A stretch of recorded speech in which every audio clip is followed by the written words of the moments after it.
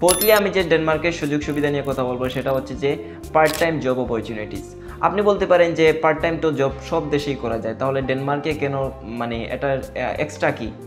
আসলে আপনি যদি ইউরোপের অন্যান্য কান্ট্রিগুলোর যদি দিকে একটু কম্পেয়ার করেন অথবা ইউকের দিকে কম্পেয়ার করেন, আমরা দেখবো যে উইকলি মাত্র 20 ঘন্টা কাজ করা যায় অন্যান্য কান্ট্রিগুলোতে।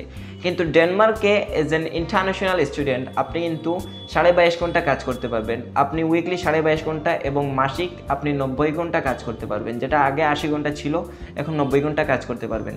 সো আপনি মনে করতে পারেন যে 10 ঘন্টা বেশি কাজ করে আমি কি আহামরি টাকা ইনকাম করব। যারা ডেনমার্কে অ্যাকচুয়ালি গেছেন তারা কিন্তু বুঝতে পারছেন যে 10 ঘন্টা one kind of it's a blessing. So আপনি এটা হচ্ছে আরেকটা অপরচুনিটি। সো আপনারা যারা পার্ট টাইম জব করতে চান এবং টাকা ইনকাম করতে চান তাদের জন্য এটা হতে পারে, মানে ডেনমার্ক হতে পারে আলাদা একটা ফেভারেবল ডেস্টিনেশন। এবং আর যদি আমি বলি যে উইদাউট আপনার starting time, I would say আপনার যে ভেকেশন যেগুলো রয়েছে, ফর এক্সাম্পল সামার ভেকেশন 3 মাসের হয়ে থাকে, সেই 3 মাস আপনি কিন্তু ফুল টাইম কাজ করতে পারবেন।